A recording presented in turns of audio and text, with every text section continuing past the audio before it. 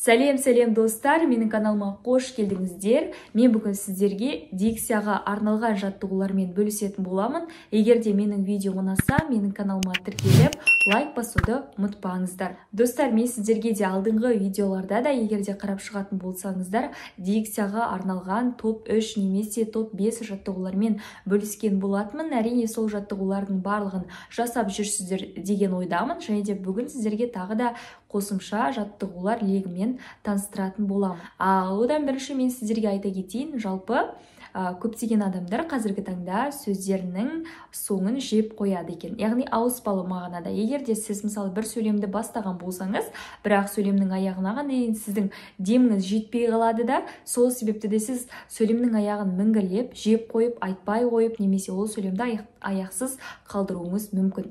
Ол үшін сіз өзіңіздің дикцияңызды дамытып, әр сөйлеміңізді анық етіп айтқаныңыз жөн болады. Сонда ғана ол басқаларға түсінікті әрі қызықты болуы мүмкін. Достар, бізде бірінші жаттығу бұл тілге қатысты.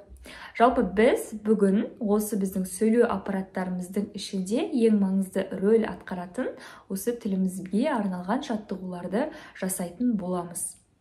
Бастайық ендеше, бірінші жаттығу бізде бұл тілімізді тістеп шығу.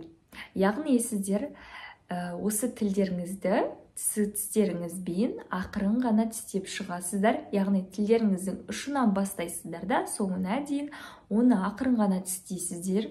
Қатты басып тістеудің қажеті жоқ. Егер сіздер қатты басып тістеп тіліңізді қанатып алуыңыз мүмкін. Сол үшін де оны қатты баспай, ақырын ғана тістеп шығып, осы жаттығуды қайталасаңыздар болады. Олай болса бірге жасайық, достар.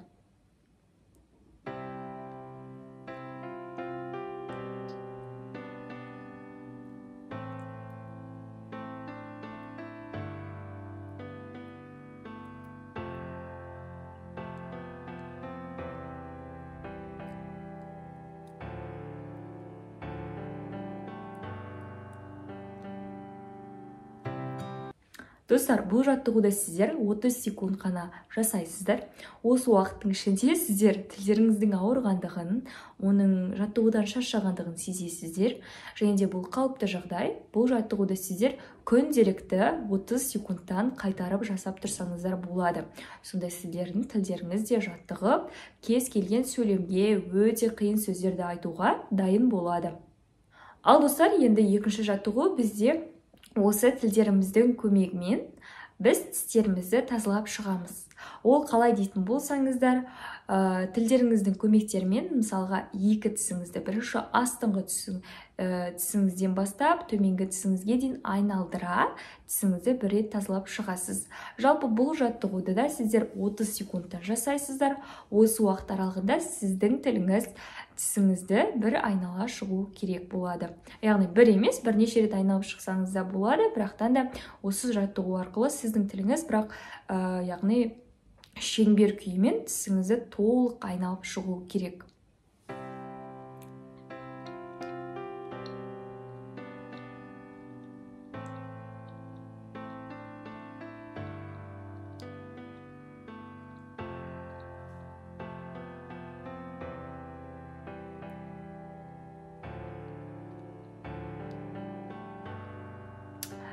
Достар, менің де тілім шаршап қалған сияқты кішкене, өйткені мен де жаттығуларды жасамағалы біраз уақыт болып еді. Дегенмен де тіліңіз шаршап қалса да 30 секунд міндетті түрде бұл жаттығуды жасап шығыңыз.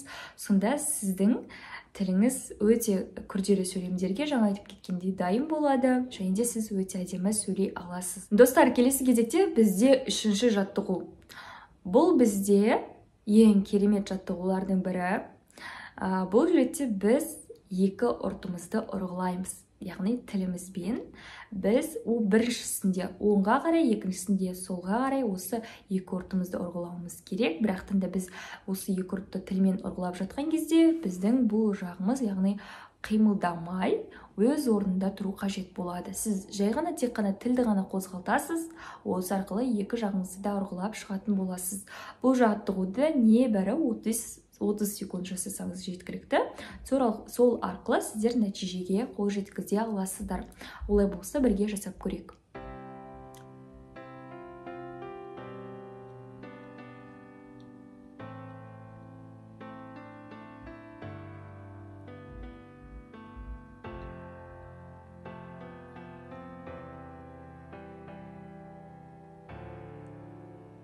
Достар, мінекей осымен біздің бүгінгі жаттығуларымыз аяқталды. Егер де видео ұнаса, менің каналыма тіркеліп, лайк басуды ұмытпаңыздар. Және де сіздер алдағы уақытта қандай тақырыптағы видеоларды көргіңіз келеді, комментарийға жаза кетіңіз. Алдағы уақытта мен сіздердің сұраныстарыңызға қарай видео шығаруды бастайтын боламын. Ал келесі кездескенше онда аман сау болыңыздар достар.